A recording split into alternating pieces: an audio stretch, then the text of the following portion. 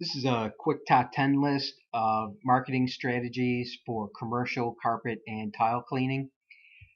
Now, I'm personally focused right now on commercial carpet and tile, but you could just as easily use these strategies for any number of industries: janitorial, uh, power washing, power sweeping, parking lots, window washing. I do think that the industry might change slightly on what strategies work best for that industry. Some of them are quicker decisions like window washing, where janitorial is a much longer sales cycle, and people take months, sometimes even years, to make a decision, and or until something is open for bid. And also the size of the jobs that you're going after. The bigger ones, the phone might be better, or referrals, where door to door is going to be much quicker for smaller retail restaurants.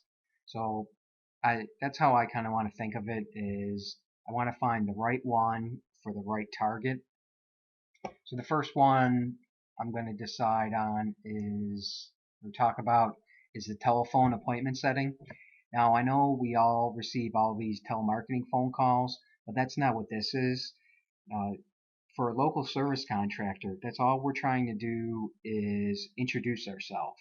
So we're just using the phone to call somebody, and we want to connect with them. We want to reach out to them, introduce ourselves. That's all our goal is to introduce ourselves. And you can invite someone to lunch. You can just ask if you can stop by sometime, if you can send them information. That's the goal. You're not selling anything, so you shouldn't be too aggressive because you don't want to ruin a relationship later on down the road. Often with commercial, regardless of the industry, is people are not ready today, right this second. Any number of reasons why. So we always want to leave on a good note, even if they're not ready for an estimate today. You want to be able to plant the seed for in the next 3 or 4 months when you call them again. Maybe they'll change their mind. The next one is door to door. I think door to door is great for smaller businesses, retail, restaurants. There's certain, I think the larger ones, it's kind of tougher because of security doors and security. Um, and most of the time, the receptionist is going to ask you if you have an appointment right off the bat if it's a larger company. So in general, I kind of think of door to door more for the anyone who deals with the public. So just walking into some software company or accounting office, that might be kind of tough door to door. Not saying you can't do it. It's just a little bit harder than say walking into a small insurance company or restaurants, any kind of retail that deals with the public. That would be great targets for door to door. Direct mail. I love direct mail as a follow up to one of these two. Now, some people like direct mail for cold mailing. I don't love it, but this is what I will say. If you can, if you have a high degree of certainty that you know who the decision maker is and you know what their name is for sure, then I'm okay with sending out cold mail. I just don't want to send it to office manager, general manager, owner, nothing, no vague titles like that. Especially in the cleaning industry, you really want to find out who is the decision maker and what their name is. Now, sometimes certain industries you can figure it out. Medical would probably be an office manager, a restaurant, a general manager. So sometimes you can find that information out. The thing is with employee turnover, especially in like retail or restaurants, what's the likelihood that that name is still active? So I would want to find out. I'd want to find out who the decision maker is first and what the correct spelling of their name is, and then I'm okay with direct mail. And I also want to add with direct mail is um, you can go with postcards. You can go with sales letters. Ryan Kettering from Prolific Prints had mentioned in our podcast about for really large ones that you can spend the extra money and maybe send some specialty advertising products. If you go on Google, you can find all kinds of companies that sell little trinkets that you could add, which they're probably going to be a couple dollars each, so you wouldn't want to do that for small ones. But for a larger prospect, that might be worth it taking a chance on. Next is LinkedIn. I think LinkedIn can be great for commercial cleaning and janitorial. Certain industries, certain targets too. Obviously, real estate is heavy in social media. Property managers are heavy in social media. Realtors. So anybody in those categories. There's others you can think of and try out. But you can connect with people on LinkedIn. And then if you use a Sales Navigator tool, you can reach out to them in a private message. That's one strategy. There's several different ways to approach it, but that's one way. Facebook. Facebook is going to be kind of tough, but if you use the Power Editor, you can use interests and behaviors to try to narrow down business owners to run ads to. And then you would want to create an ad that's geared towards small business owners. Larger companies this probably isn't going to work too well, but small business owners, or if you can find some niche interests and behaviors like women business owners or various affinity groups that are out there, I think you might be able to pull it off. I do some testing though.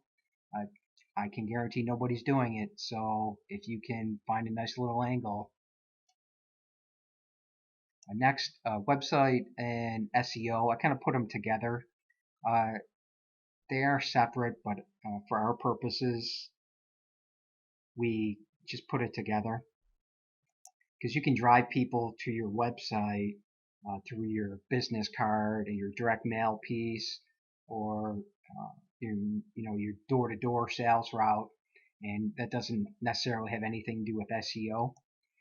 One thing that I will say about SEO is people in general don't look up commercial carpet cleaning, so you're going to have to do some research on this before you spend any big money on SEO to find out what search terms people look for in your specific market and what services.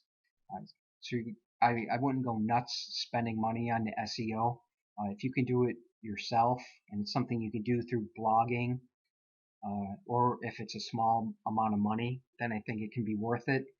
But I wouldn't go jumping into it for large sums of money until you do some research on what kind of traffic is for different commercial search terms. Commercial carpet cleaning, floor waxing, construction cleanup. They're all going to be different in different markets. Email is kind of like direct mail in my opinion. I love it for follow-up. I don't see there anything wrong with reaching out to somebody once in a while through email, but I wouldn't want to cold email large groups of people because you're going to get marked as spam, and the email providers are going to catch on to you, and they're going to start marking not only your email account, but they can even start tagging your company name if your company name is in the email. So I'd be careful about doing too much cold email blasting, but I do love it for follow-up and to send information to people. Again, I don't see anything wrong with reaching out to people through a couple emails. I'm just talking about buying a list and sending out 1,000 or thousands of emails. I wouldn't be too hot on that idea. AdWords is kind of like SEO, that you really want to do some research and find out in your specific market what kind of search traffic is out there. I know for commercial carpet cleaning in general, it's not that great. People usually just look up carpet cleaning in general, and they don't add that commercial or industrial to it. so it can be really difficult for that specific one. But some of the floor cleaning, tile and grout, restroom, floor stripping and waxing, if you provide those services, AdWords can definitely be a way to bring in some nice leads at a decent price. Associations and networking, I put these together, but they are kind of separate also. Associations could be a lot of different things. It could be something like BOMA, which is Building Owners and Managers Associations. A lot of the big property managers will belong to something like that. It could also be a tips group like BNI. It could be a Chamber of Commerce group. It could be a affinity group like, say, a dental association or apartment association. So there's a lot of different ways to approach those. I think they're great. It's a warm lead. It's a whole lot. Usually, when you become a member, I highly recommend becoming a member of something. I can't say which one you should, but I think it's a great idea to become a member of something, anything. And then you can target that group because you're going to have a list of members, business owners, contact information. So now that you know what this contact information is and you're a fellow member, it becomes 10 times easier to make that phone call, to stop by, send a direct mail piece, and reach out on LinkedIn. When you're already a fellow member, I think it makes it 10 times easier. Your rate of people who are going to respond to you should be at least double of what it's going to be for a cold reaching out. And of course, last but not least, is referrals. There's a couple of different ways to approach referrals depending on what services you provide. If you're in the residential market, it'd be a great idea to reach out to your residential customers and let them know, maybe offer them $25 or $50 for any estimates that they refer to you. It can be the employers they work for, maybe businesses they own, or husbands or wives, kids that they work for. So if you have a residential database, I think it would be a great idea to reach out to that database 3 or 4 times a year and let people know that you also can provide commercial services. Another part of referral is your current commercial customers, of course, and then third-party referrals. Third-party referrals in commercial can be a little bit more difficult, but if you, for instance, are involved in construction cleaning at all, or floor waxing, tile and grout, sealing, reaching out and getting third-party referrals from tile contractors, construction companies, any kind of commercial flooring, that those would all be good third-party sources. So this, in conclusion, this is a top 10 list. It's not to say there's not other opportunities out there, because of course there is. It's all based on your own creativity, what you can come up with. These are just 10 ideas. They're not in any order. And like I said in the beginning, in the introduction, a lot of it's going to depend on, well, how many jobs do I want? Do I want 1? Do I want 10? Do I want 200? So a lot of a lot of your decision making is going to be based on what your goal is.